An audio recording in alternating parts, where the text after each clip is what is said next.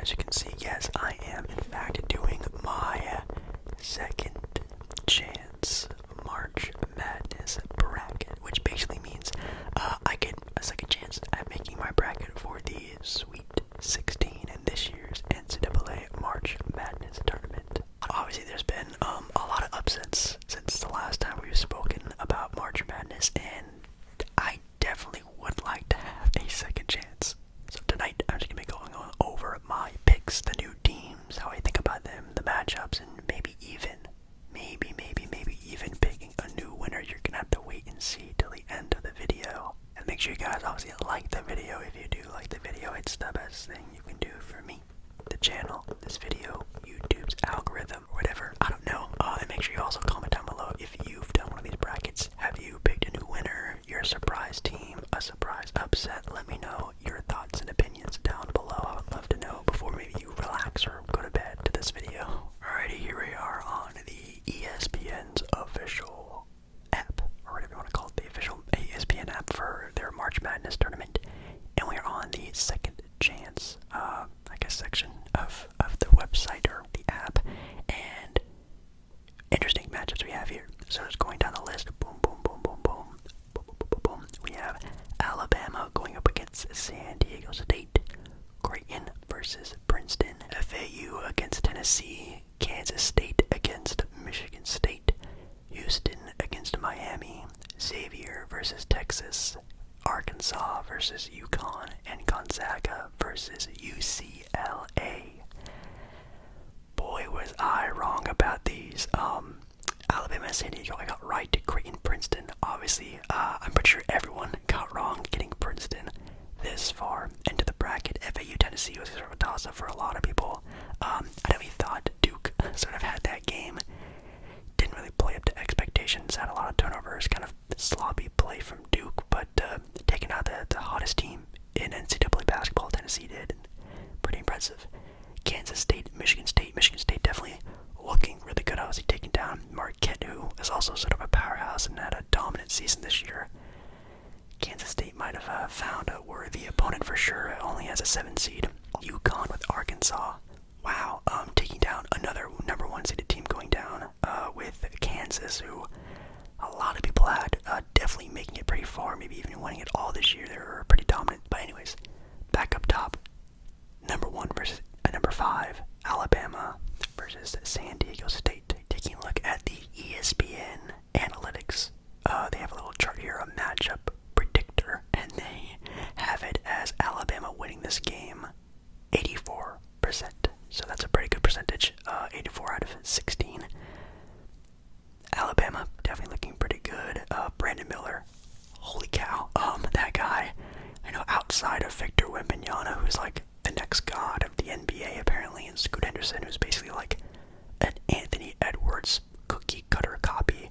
Brandon Miller might be the next best prospect coming out of this NCAA draft class this year, and holy cow, I mean, people have been calling this guy like maybe the next Paul George. Like, he definitely has that potential defensively, offensively. He can get a little bit more consistent from shooting the ball. I mean, this dude could literally be the next Paul George. Like, this guy is pretty wild, averaging 19 points, 44% from the field.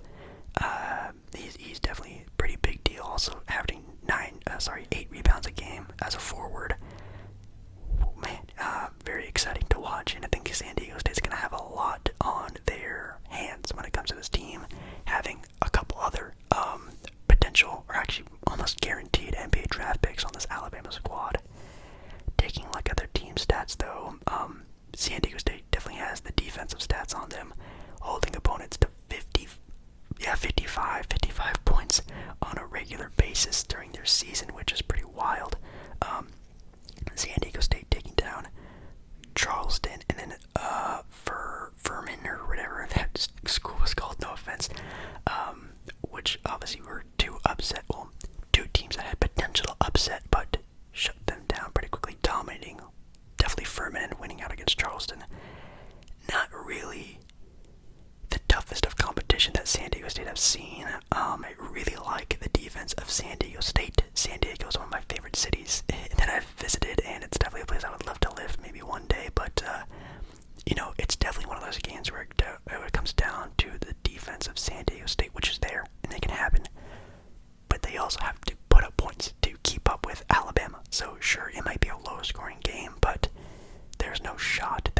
San Diego State can keep up amazing lockdown defense while also trying to carry such a heavy load on offense. I'm taking Alabama in this matchup. Yeah. Creighton versus Princeton. I really have had fun watching this Princeton team play. Obviously beating Arizona and Missouri this season is pretty wild. Even the ESPN analytics predictor has Creighton winning by nearly 90%, which is understandable. It's going to be a big time upset if Princeton wants to win. They definitely had some tough competition. Princeton did, being, like I just said, Arizona and Missouri. But Creighton is kind of a different demon, I'm not going to lie. I mean, Creighton just came off a win against not only NC State, who's a pretty scrappy squad, and then taking down Baylor, who just won a national championship not that long ago. I mean, that's a lot to handle. Taking a look at team stats as well, Princeton actually having a pretty good defensive game, actually only holding points to 59 points per game. But I'm taking Creighton in this matchup. No offense to the 15 seed, but it is still in fact a 15 seed. Next up we have the matchup of FAU going up against Tennessee. ESPN has Tennessee winning about 85%, which pretty understandable as well. 9 seed versus a 4 seed. FAU just coming off of a big time win against not only FDU, which was a pretty close matchup, I guess, with 8 points, but a big time win against Memphis, which was definitely a toss-up game, and it only ended up being a 1-point game. So toss-up game by definition. Tennessee really surprised me, beating Duke, because they almost lost to the University of Louisiana, which again, I have never heard of that basketball team, or even school, to be honest. Obviously, when I think of Louisiana College, I think LSU, but surprisingly beating Duke, in my opinion. Duke just not having the greatest game, and this is a watcher, upset alert. This is my first upset alert of the video. FAU could come in this game and really cause some havoc for Tennessee. But I think I'm still going to give it to the higher seed in Tennessee. Definitely when it comes down to the end of the tournament, the better teams usually show out and play. It's really hard to surprise teams in matchups now. Obviously, this was like a day after, FDU and Tennessee could play. Maybe I would give the edge to FDU, but the fact that, Tennessee can actually watch the squad that they've never heard of or seen before, played before, and they can actually take a look at what to do, scheme a little bit, and I think have a good edge over FDU, have a good game plan. I'm going to give it to just the bigger school, more competition. And here we go, ladies and gentlemen, the tough one. Kansas State versus the 7 seed Michigan State Spartans. And in fact, ESPN has this game as a 50-50, basically a 50-50 game. That's wild. That's really, really wild. It's a toss-up game, even to the analytics. It's a toss-up game. I'm not too sure where I'm going to be going with this, honestly. Even their stats on paper are nearly identical. Michigan State, I guess, technically having a better defense. Kansas State having a little bit of a better offense, as the record shows, as the stats say. Man, this could really go either way. Both teams having big-time wins. Obviously, Kansas State beating Kentucky, which definitely is a game that could have went either way. And then you had Michigan State beating Marquette, which Marquette had a dominant season this year. Some people even had them winning the entire thing, which definitely could have been legit. And people even had Michigan State being upset in the first round. But obviously, Tom is a team that he always gets the best out of his guys, and I think we're gonna have an upset alert. I'm picking, in fact, Michigan State to beat Kansas State. Now, again, do I think Kansas State can win this game? No doubt. It's literally 50-50. Even ESPN says that this is going to be a close game, a toss-up game. I have no idea. But I need to pick some upsets. I think I was a little bit too safe in my last video. I have to pick some upsets, and I think this one is probably the safest one to pick because it is so close. But then we have Houston going up against Miami, which, again, my apologies to Miami. I had them being upset in the first round.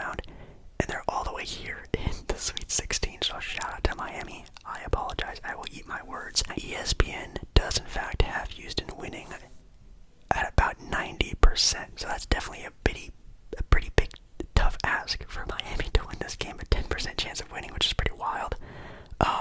Houston having a lot of fun so far in their March Madness run, beating Auburn by 20, and then also beating Northern Kansas, Northern Kentucky in their first round matchup, which actually Houston came out kind of slow in that game.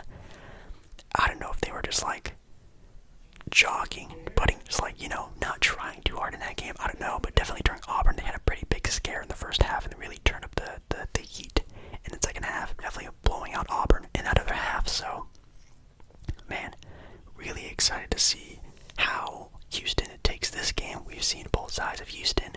They are a team that can be beat. I think they are maybe, in my opinion, the most beatable of the one seeds now, and Miami has been surprising so far. They definitely have the offensive power to handle this, but will they? Maybe if I was a little bit more of a, how do I say this? If I was a little bit more of a, living life on the edge type of person, maybe I would pick Miami to win, but I just can't.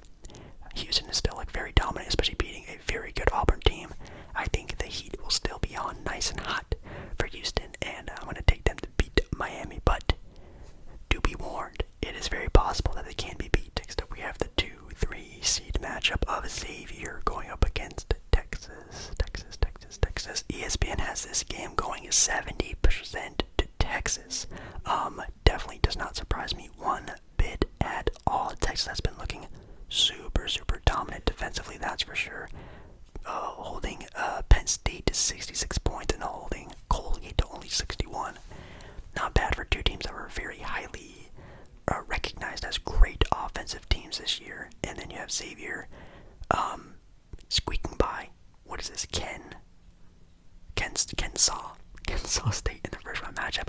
That was scary. That was terrifying. I thought Xavier was going to lose that game, and then edging a win against Pitt. Even though Xavier has them on, rebounds per game, field goal percentage, scoring more points, Texas has been looking really good so far in the tournament, and in my opinion, haven't really had a scare yet, which could mean, I guess, maybe Xavier's just a little bit more battle tested. Maybe they're a little bit more on edge. Maybe they know, the college lives are on the line, and maybe they'll try super hard, which obviously I hope they do it either way, but Xavier could definitely come out here with a dub, but I do know in fact that they're missing one of their best players due to injury, and they just haven't looked as dominant, in my opinion, as they've had the entire rest of the regular season of NCAA play.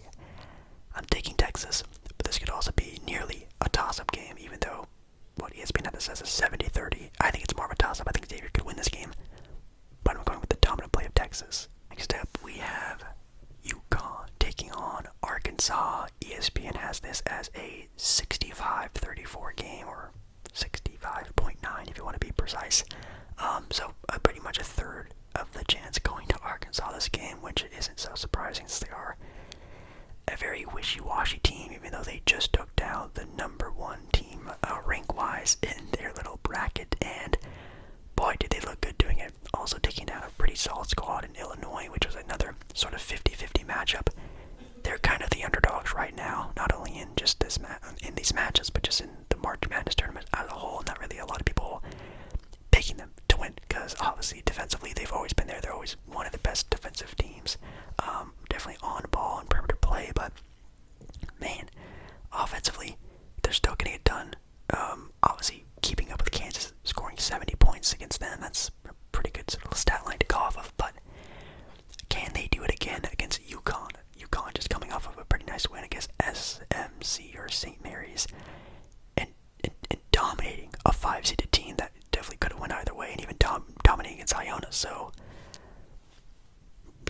Connecticut has looked super dominant, and do I think Arkansas can slow them down? Absolutely yes, but I think the same thing comes into play where that same thing happens with San Diego State and Alabama. The defense is going to be there, and I think this will be a low-scoring game. It's going to be somewhere in the 60s range, I feel, but Arkansas is not going to be able to match the offensive power of UConn. They did it against Kansas, but only by 1 point. I think they fall short against UConn.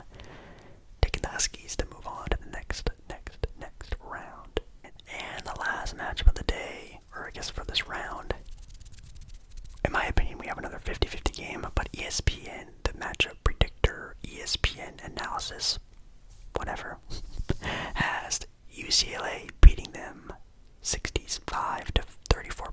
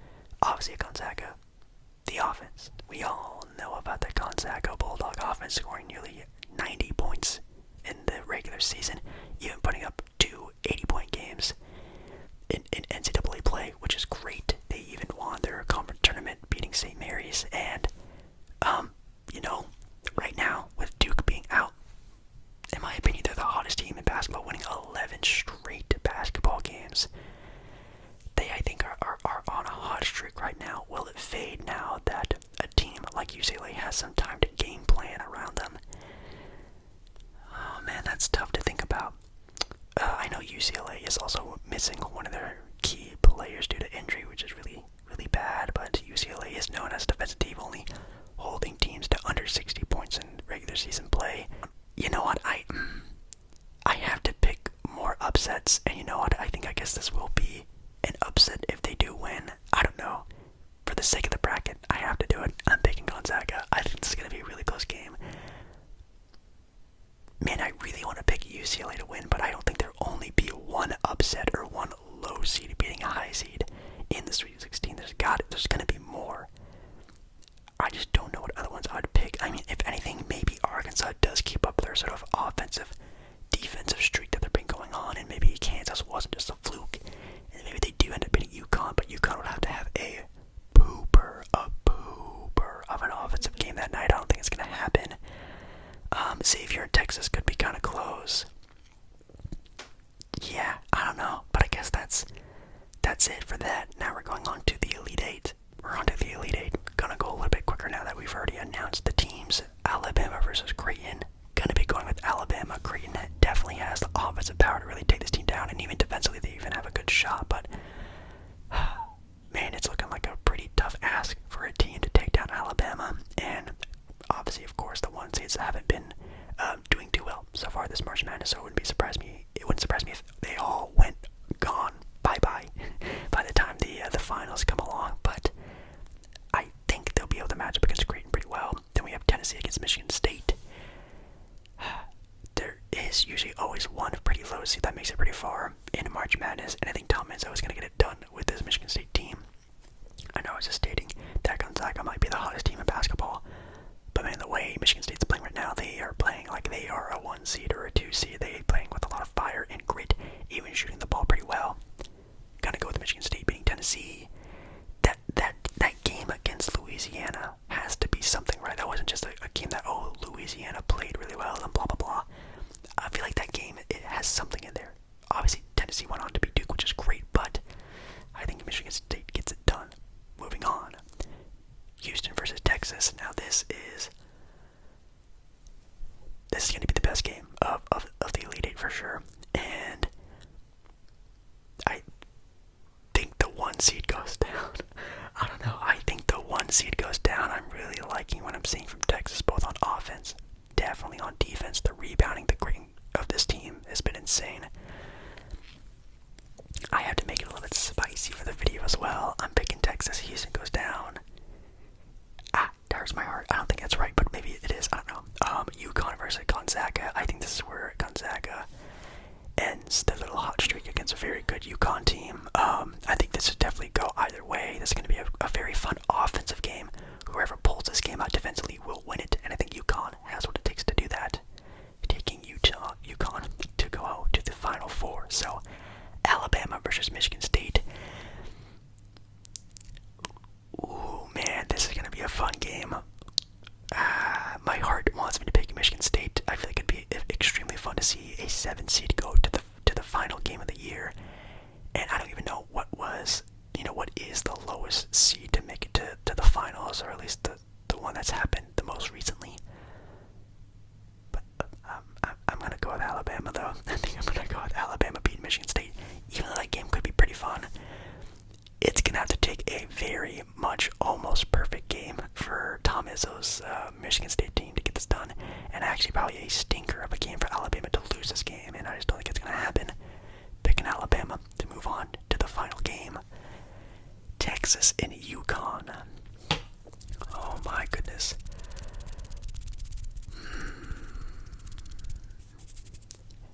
You know what?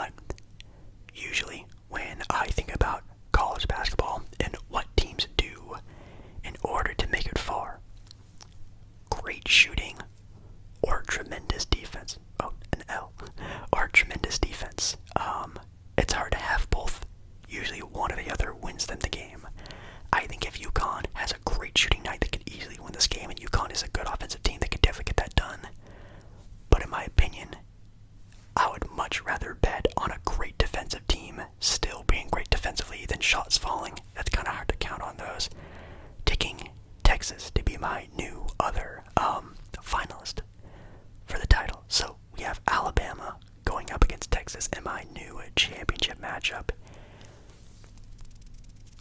And I have no idea what I'm going to do. Texas or Alabama. Oh my goodness. I don't know. Brandon Miller is going to have a godly game for them to win, and he could just easily get shut down, and Alabama just have a total stinker of the game. I could see this being a game where Alabama only scores like 50, barely 60 points, and they're just going to struggle so much, and Texas kind of runs away with it. But I think I'm going to, in fact, stick to my guns, stick to the team I picked from the jump, from the start, from the first ever video. I still, in fact, have Alabama winning it all. Nothing that I've seen from them has deterred me from picking them. It's only made me be more confident in them, even though Texas can definitely win this game. And like I said, they could just have a defensive monster of a game and just easily shut them out, and that's it. It's GG. But I guess you just gotta cross your fingers, knock on wood, that doesn't happen, and shots fall actually for Alabama, and I think they will. So it's kind of hard to sort of outscore also with a team that's so great defensively in Alabama, and Texas kind of has it, but maybe not that night. So going with Alabama still winning it all. Nothing too crazy, right? Yeah, so that's going to be it. Let me know if you guys have maybe picked a new champion title winner. Let me know your new champions down below, your old ones down below, any upset teams I need to look out for, or maybe you feel like this or that or X or Y team will make it pretty far, any surprise players as well. I want to know it all. Maybe your game of the year so far down below in the comments. Make sure you like the video if you do like the video as well. I love ya, love ya, love ya, love ya, love ya, love ya. And I'll see you again in my next video.